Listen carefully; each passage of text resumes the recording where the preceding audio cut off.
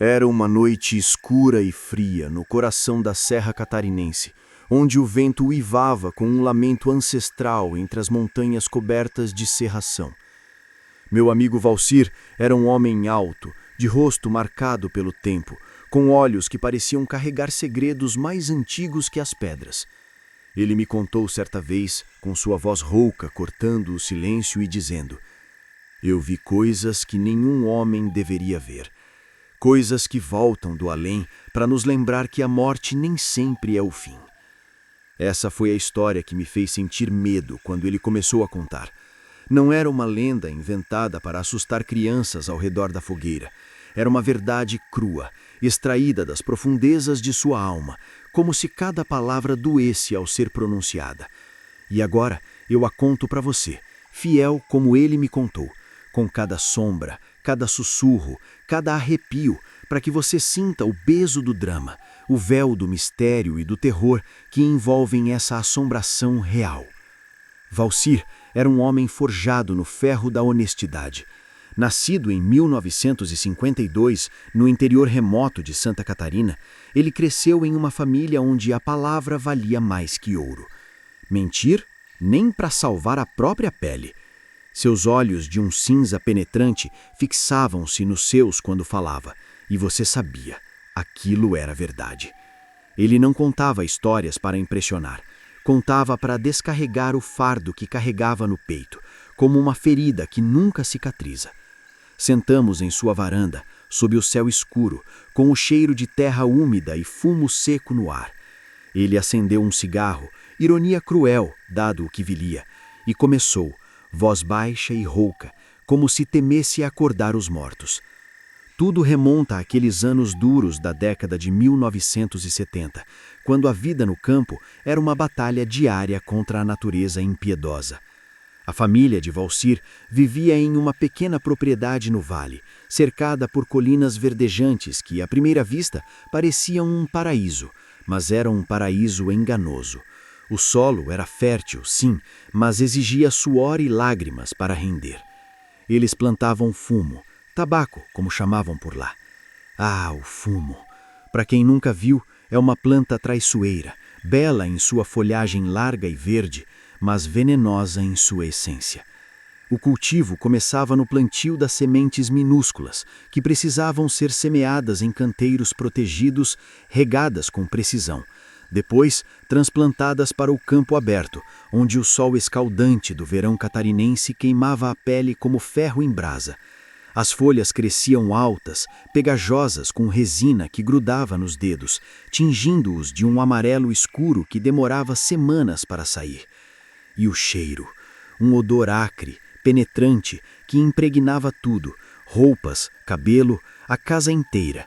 Às vezes, nas noites quentes, o ar ficava tão carregado com esse perfume amargo que parecia ficar pesado até para respirar.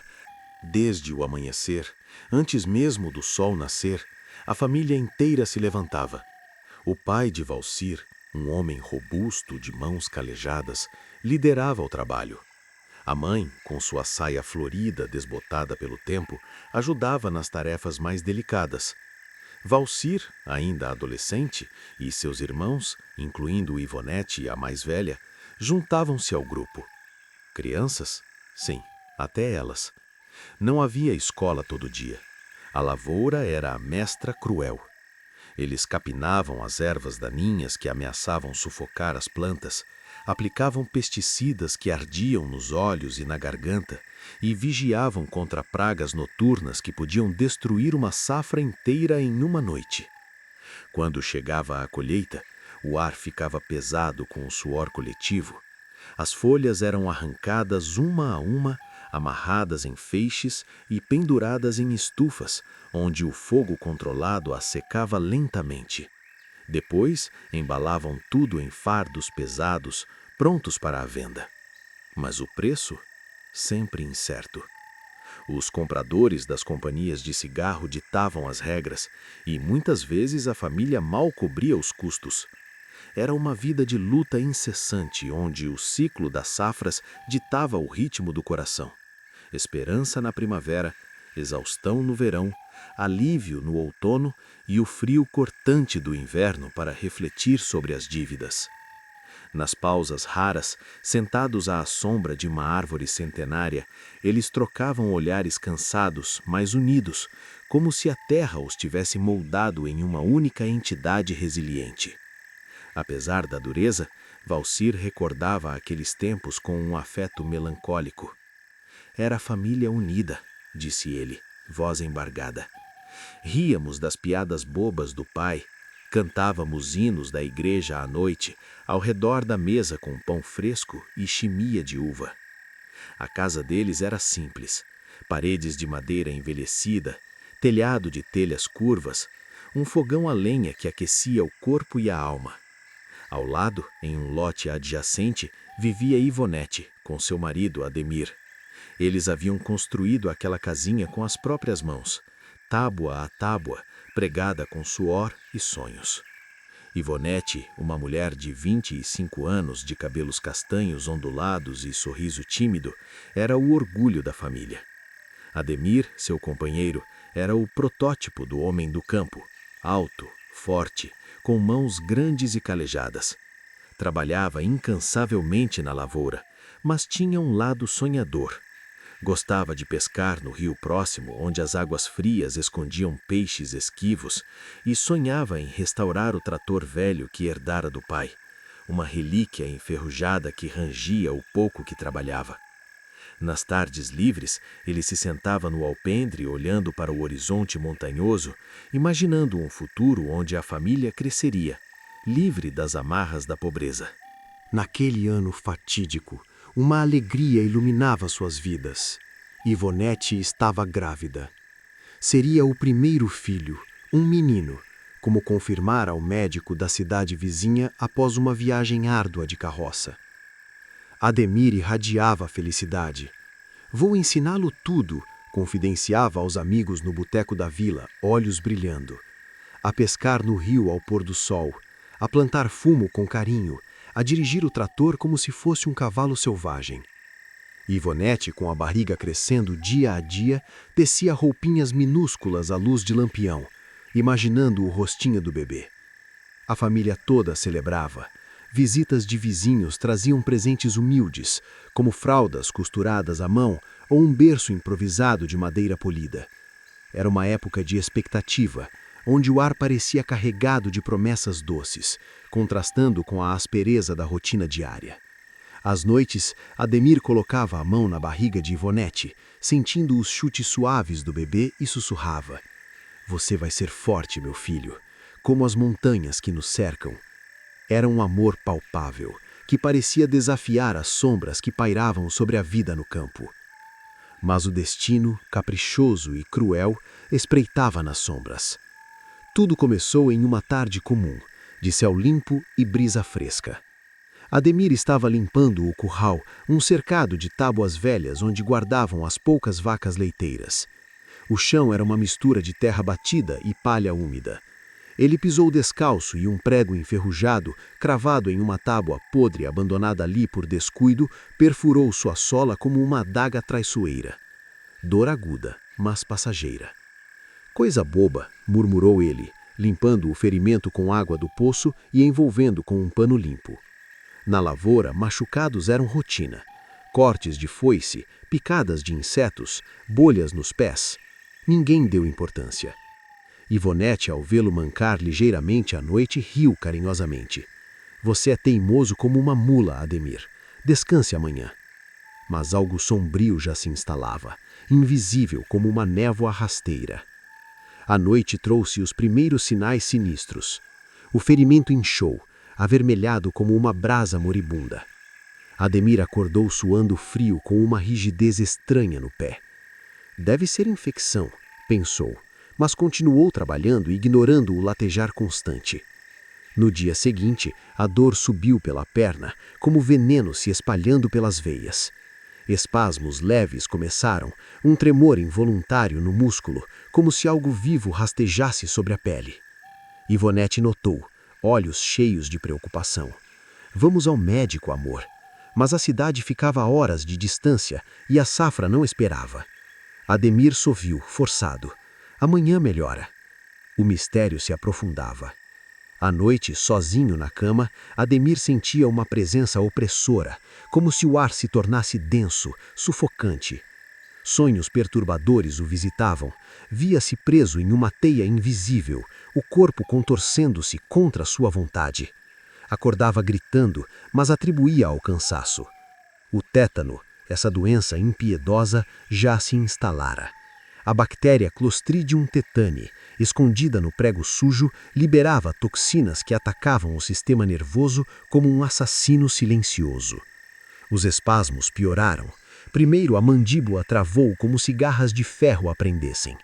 Ele mal conseguia falar, a língua enrolada em nós invisíveis. O corpo inteiro enrijeceu, arqueando-se em arcos dolorosos, como se tentasse se quebrar ao meio. Cada contração era um inferno particular. Músculos doendo, ossos rangendo, era uma prisão viva, onde era o prisioneiro do próprio corpo.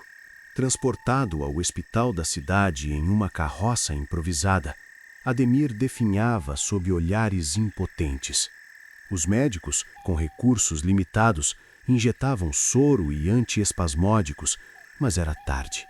Seus olhos, aqueles olhos castanhos escuros que outrora brilharam de alegria, agora gritavam de terror mudo. Ele via Ivonete ao lado da cama, barriga proeminente, lágrimas escorrendo. "Não me deixe, Ademir, o bebê precisa de você." Ele queria falar, mas as palavras não saíam, apenas gemidos guturais. Dentro dele, a dor emocional era maior que a física. A certeza de que não veria o filho nascer, não o seguraria nos braços, não o ensinaria os segredos da terra. Cada espasmo era um adeus forçado, um lamento silencioso pelo futuro roubado. E então, em uma madrugada sombria, veio o último espasmo, um arco final, como um corpo se rendendo à escuridão. Ademir partiu, deixando um vazio que ecoava como um grito abafado. O hospital, com suas paredes brancas e frias, parecia engolir o último suspiro dele, e o vento lá fora uivava como se chorasse pela perda. 3 dias depois, o drama se intensificou. Ivonete, corpo fraco e alma em pedaços, entrou em trabalho de parto prematuro. O luto a consumia, noites insones, choros convulsivos, uma dor que se misturava ao físico. No hospital mesmo onde Ademir morrera, ela deu à luz sob luzes frias e impessoais. Não houve festa, nem risos ecoando pelos corredores. O menino nasceu em silêncio absoluto. Nenhum choro inicial, como se soubesse do peso do mundo que o aguardava. Ivonete o segurou no colo, mãos trêmulas, e ao olhar para ele, o terror se misturou ao amor. Os olhos do bebê eram idênticos aos de Ademir, castanhos escuros, profundos, com o mesmo desenho arqueado das sobrancelhas. Era como se o marido o afitasse de volta, uma sombra viva do amor perdido. "Ele está aqui", sussurrou ela, mas era um sussurro de pavor, não de consolo. Naquele momento, algo inexplicável pairava no ar do quarto, um cheiro fugaz de terra úmida e fumo, como se Ademir tivesse passado por ali, invisível, para ver o filho pela primeira vez. De volta à casa de madeira velha, o terror começou a se revelar, tecendo uma teia de sombras que envolvia cada canto. Os primeiros meses foram um calvário. Ivonete cuidava do bebê com dedicação mecânica, amamentava, trocava fraldas, cantava canções trêmulas, mas algo estava quebrado dentro dela, um vazio que sugava a luz. À noite, sentava-se na cadeira de balanço rangente, olhos fixos na escuridão, chorando baixinho para não acordar o filho. A casa parecia viva com memórias. Cada estalo do assoalho de madeira antiga evocava passos de Ademir voltando do campo, sujo de terra, com um sorriso cansado. O cheiro de fumo ainda pairava no ar, mas agora misturado a algo mais, um odor sutil de decomposição, como folhas úmidas apodrecendo no outono, que surgia e desaparecia sem explicação. Foi numa madrugada fria, com o vento assobiando pelas frestas das janelas, que o terror se instalou de vez. Ivonete amamentava o bebê no quarto escuro, iluminado apenas pela chama trêmula de uma vela. De repente veio o som. Passos lentos, arrastados, como pés descalços sobre o assoalho gasto. Começavam na porta da frente e seguiam um padrão exato, da sala até o berço, parando a poucos metros, como se algo observasse nas sombras. Ivonete congelou, coração martelando como um tambor enlouquecido. Ademir? Sussurrou, voz rouca de medo. Mas não havia ninguém. A casa estava vazia, trancada. O bebê em seus braços parou de mamar e olhou para o vazio, olhos arregalados, e então sorriu. Um sorriso inocente, mas dirigido ao nada, como se mãos invisíveis o tivessem feito cócegas. Ivonete sentiu um arrepio percorrer sua espinha, como se dedos gelados roçassem sua nuca. Na noite seguinte, o mesmo ritual macabro.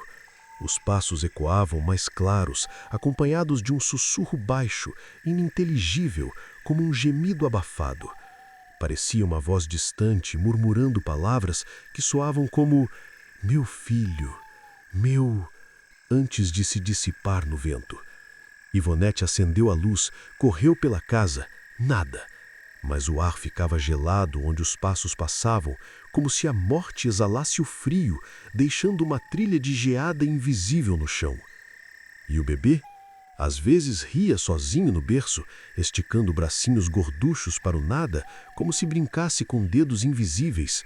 Outras vezes chorava em pânico histérico, corpo rígido, olhos fixos em um canto escuro do quarto, onde as sombras pareciam se mover, formar contornos humanos distorcidos. Uma silhueta alta, curvada, com mãos estendidas em um gesto de espasmo eterno. Ivonete sentia arrepios na nuca, como se olhos a perfurassem pelas costas, e jurava ver, por frações de segundo, uma figura translúcida no espelho embaçado, com olhos castanhos idênticos aos do marido e do filho. O terror escalava a cada noite, como uma névoa que se adensava. Uma vez, Ivonete acordou com o berço balançando sozinho, um movimento ritmado e suave, como se alguém o embalasse com carinho. Mas ao se aproximar, o movimento parou abruptamente, e o ar ao redor do berço ficou morno, contrastando com o frio do resto da casa, um calor humano, como de um corpo vivo que acabara de se afastar. Outra noite, objetos começaram a se mover. A cadeira de Ademir, que ficava vazia na sala, rangeu como se alguém se sentasse. E no dia seguinte, Ivonete encontrou pegadas úmidas no chão, impressas em poeira fina, do tamanho exato dos pés dele, levando diretamente ao quarto do bebê.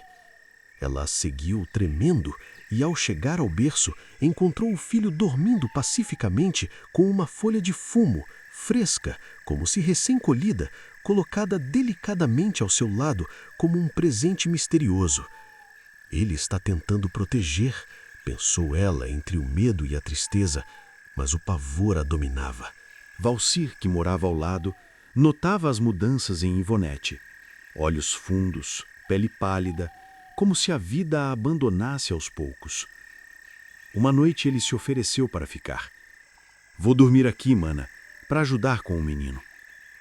E ouviu. No breu da madrugada, os passos vieram, arrastados, deliberados, parando bem ao lado da cama. Valcir se ergueu, suor frio escorrendo, e gritou: "Quem está aí?" Silêncio. Mas o chão vibrou levemente, como se algo pesado se afastasse, e no ar pairou um sussurro: "Meu filho." Claro como um lamento, mas distorcido, como se vindo de um abismo. Valcir correu para o quarto do bebê e o encontrou rindo baixinho, olhos fixos no teto, onde uma sombra dançava como uma mão acenando. "Não é maldade", murmurou Valcir para si mesmo, coração acelerado. "É amor, um amor que não sabe partir." O medo se transformou em pavor paralisante. Ivonete emagrecia a olhos vistos, olheiras profundas com abismos. Sonhava com Ademir, via-o contorcido em espasmos, estendendo mãos rígidas para o berço, olhos implorando, não por vingança, mas por um toque final, um adeus que a doença lhe roubara. Acordava gritando, convencida de que o marido não partira, preso entre mundos, atormentado pelo tétano que o matara, vagando pela casa em busca do filho que nunca conhecera, recusando-se a deixar o mundo sem cumprir sua promessa de pai. Mas os sonhos revelavam pistas. Em meio aos espasmos, Ademir sorria ao ver o bebê, e o terror se misturava a uma ternura espectral. Vizinhos sussurravam sobre maldições. A terra do fumo é amaldiçoada, absorve almas. Ivonete evitava o curral onde o prego o ferira, agora um lugar sombrio, coberto de teias de aranha, e jurava ouvir, ao passar perto, um gemido como um alerta. As manifestações se intensificaram.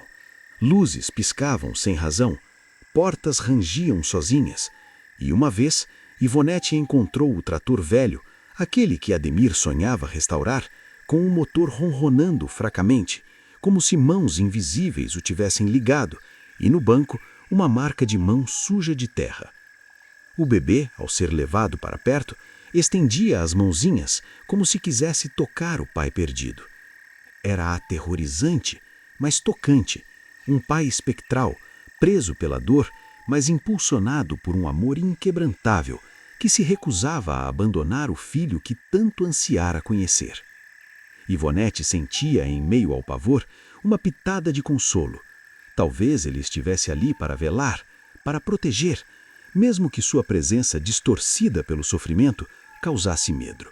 Desesperada, ela procurou o padre da vila, um homem idoso, de barba branca e olhos que pareciam ter visto o inferno.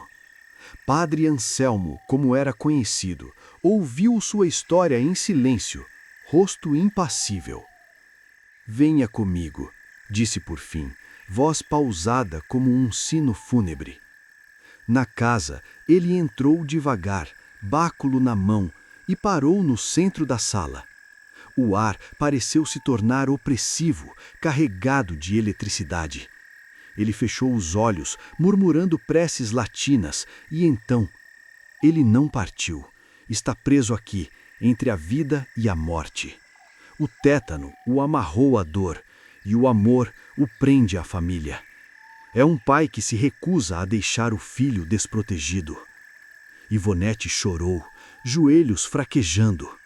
O padre aspergiu água benta pelos cômodos, o líquido chiando levemente ao tocar o chão, como se queimasse impurezas invisíveis. Diante do berço, ele ergueu a cruz. "Ademir, em nome de Deus Todo-Poderoso, vá em paz. Teu filho está bem, ele crescerá forte como tu foste. Tua esposa precisa descansar. Teu tempo nesse mundo acabou. Liberta-te da dor. Vai, descansa na luz eterna, sabendo que teu amor o protege de longe." Naquela noite, o silêncio reinou. Não passos, não sussurros, não choros inexplicáveis. Nem na seguinte, nem nunca mais. A casa voltou a ser apenas madeira e memórias. Um silêncio de alívio, como após uma tempestade. Ivonete dormiu pela primeira vez em meses, ainda triste, mas com uma paz frágil. Seu filho cresceu, forte e curioso, e ela jurava sentir uma proteção invisível ao seu redor. Talvez Ademir, agora livre, velando de longe, seu amor transformado em uma guarda eterna, sutil como o vento nas montanhas. Valcir terminou a história com olhos marejados, cigarro apagado entre os dedos. "Juro por Deus e pela minha mãe", disse ele com voz tremendo. "Cada palavra é verdade. Não é invenção, é lembrança, é dor, é assombração." E ali, na varanda, sob as estrelas indiferentes, eu senti um calafrio, como se passos distantes ecoassem na noite.